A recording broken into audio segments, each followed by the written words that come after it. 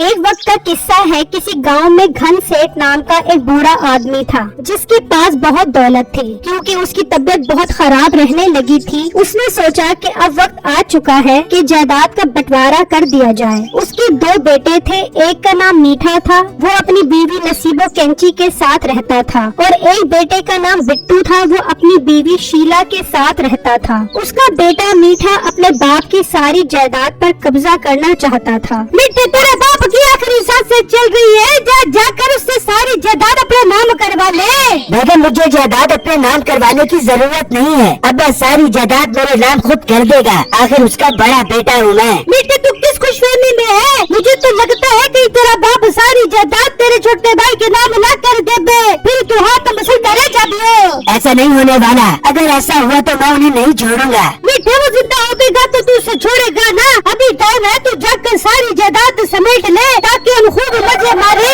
میٹھے، میں نے تو سوچ لیا ہم تو ساؤتھ افریقہ کے جنگلوں میں جا کے شفٹ ہو جا دیں گے۔ نہیں، ساؤتھ افریقہ کے جنگلوں میں پہلے جانور کم ہیں جو تو جا کر ان کی تعداد میں اضافہ کرنا چاہتی ہے۔ میٹھے، میرے ساتھ تمہیں سوال کریو، میں تیری لاش سے چیری کے سکڑے ڈال دوں گی۔ جا اپنے باپ کے پاس جا، اس سے جا کر جائیداد کی بات کر۔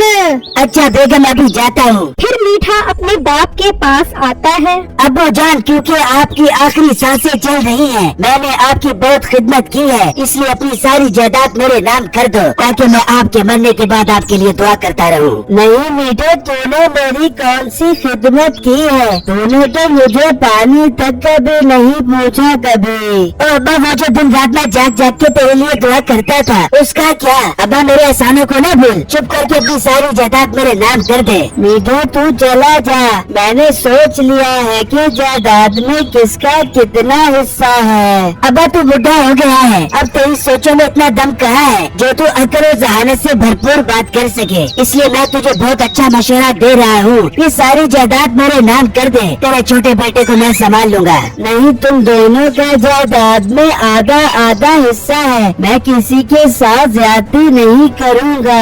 اب ایک بات تو میری بھی سن لے، اگر تو نے کچھ بھی اس کے نام کیا تو میں اسے سکون سے رہنے نہیں دوں گا، ہو سکتا ہے کہ اس کی موت میرے ہاتھوں سے ہو جائے۔ نہیں بیٹے، تو ایسا کچھ نہیں کرے گا، میں ساری جائیداد تیرے نام کر دیتا ہوں، تو بس اپنے چھوٹے بھائی کا خیال رکھی۔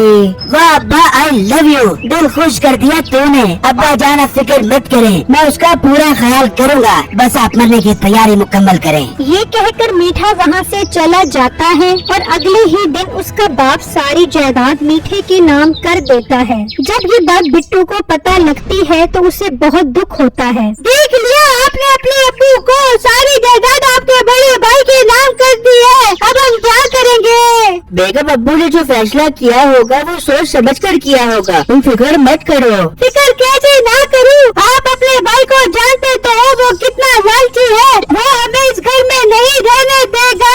تم ابھی اپنے ابو کے پاس جاؤ اور اس سے جا کر بات کرو۔ پھر بٹو اپنے باپ کے پاس جاتا ہے اور ان سے شکوہ کرتا ہے کہ آپ نے ساری جائیداد بڑے بھائی کے نام کر دی۔ بیٹا، تو فکر مت کر، وہ تیرا بڑا بھائی ہے، میں جانتا ہوں وہ ایک نمبر کا بغیرت ہے، لیکن وہ میرے مرنے کے بعد تیرا خیال رکھے گا۔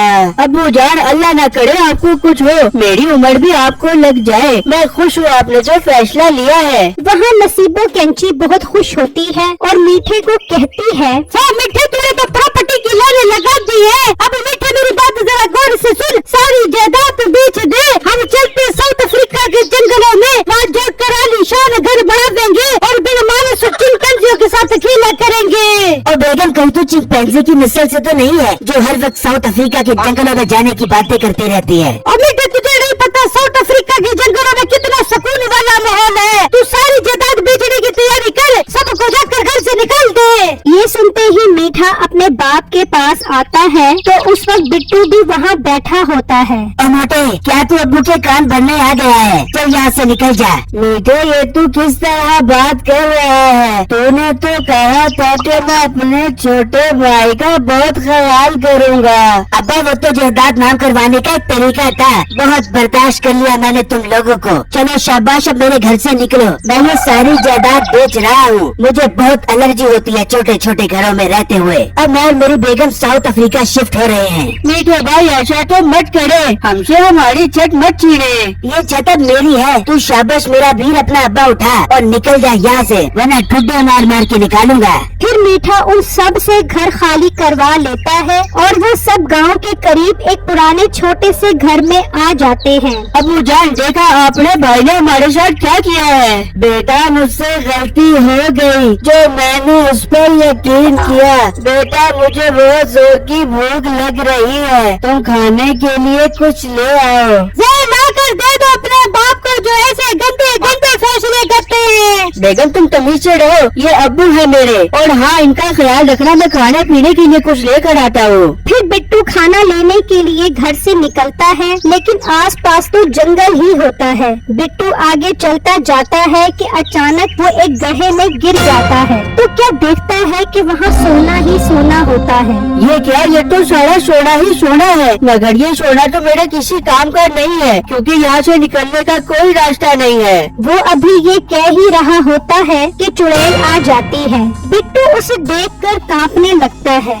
इंसान तो मेरे सोने के घर में कैसे आया है? तुझे शर्म है कि नहीं? चुड़ैल बाजी, मैं तो अपने बूढ़े बाप के लिए कोड़ा लेने जा रहा था कि अचानक मेरा पाँव फिसला और मैं इस गाड़ में गिर गया। चुड़ैल बाजी मुझसे कसम उठवा लो, मैं जानबूझ के यहाँ नहीं आया। बस बस, मुझे बहुत जोर की भूख लग रही है। मैं तेरी सिरी भून कर खाऊंगी और तेरी ज़बान पर तीतरे वाला मसाला लगा कर खाऊंगी। चुड़ैल बाजी, मुझे डॉक्टर ने बताया है कि मेरे दिमाग में एक ऐसा कीड़ा है, जो वो कीड़ा खा लेगा वो मर जाएगा। क्या लड़के, तेरे दिमाग में इतना खतरनाक कीड़ा है और तू सही सलामत फिर रहा है?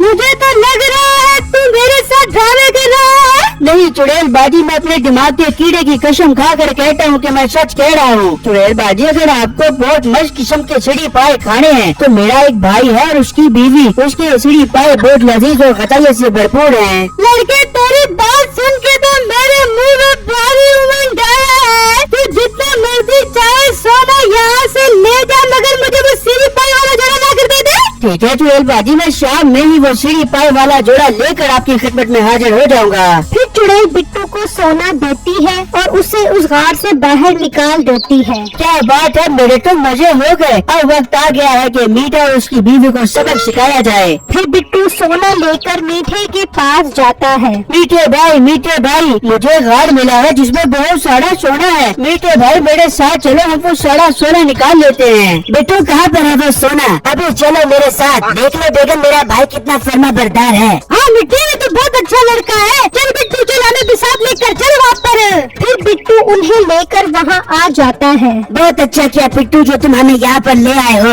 अब ये सारा सोना हमारा है, हम इस सोने में किसी को भी फूटी गोड़ी नहीं देंगे। ये कहकर मीठा और नसीबो कैंची उसमें कूद जाते हैं, तो नीचे आकर सोना देखकर वो हैरान रह जाते हैं कि अचानक वही चुड़ैल आ जाती है। वो दोनों उसे देखकर डर जाते हैं।